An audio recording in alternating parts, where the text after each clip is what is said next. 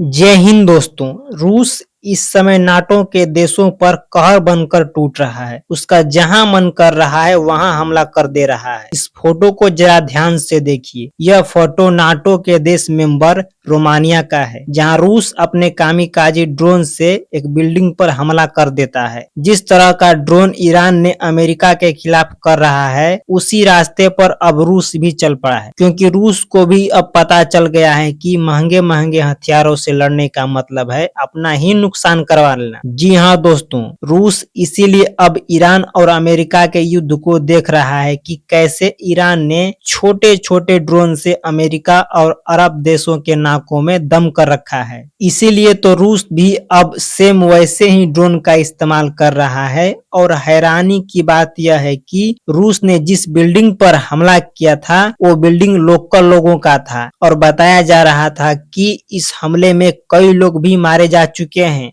और बिल्डिंग का भारी नुकसान भी हुआ है। यह हमला जैसे ही हुआ, मानव नाटो के देशों में खलबली मच गई, क्योंकि यह हमला यूक्रेन युद्ध से भी बड़ा हमला था किसी नाटो के देशों पर। पोलैंड जैसे देश ने यह कई बार आवाज उठाई कि रूस अपनी मनमानी कर रहा है, कभी अपने लड़ाकू विमान को भेज दे रहा है तो कभी रूस के ड्रोन पोलैंड के सीमा में घुस जा रहे हैं। लेकिन इस बार तो रूस ने सीधा हमला ही कर दिया नाटो के देशों पर, और इसमें लोग भी मारे गए। यह घटना जैसे ही सामने आई, नाटो के देशों के हेडक्वार्टर जो बेल्जियम की राजधानी ब्रसेल्स में मौजूद है, वहां तुरंत आपातकालीन मीटिंग बुलाई गई और इस विषय पर चर्चा हुई कि नाटो के देशों के ऊपर हुए हमले को कैसे रोका जाए और खुद को कैसे सुरक्षित किया जाए। रूस इन सब पर हमला करके यह टेस्ट ले रहा है कि क्या अमेरिका इनको बचाने आता है या नहीं,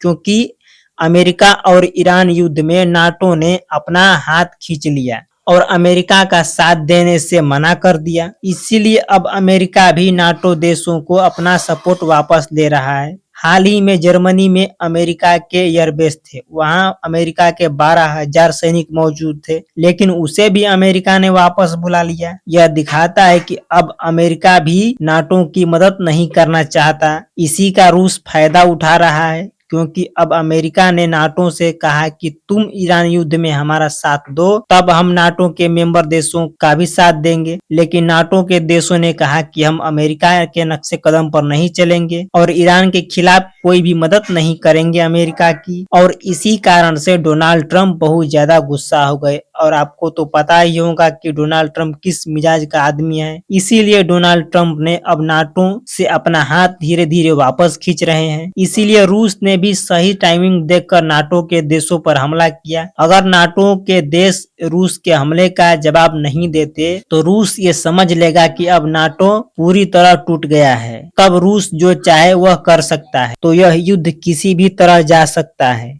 तो आगे जो अपडेट आएगा हम आपको जानकारी देंगे। तब तक के लिए बने रहिए हमारे चैनल के साथ।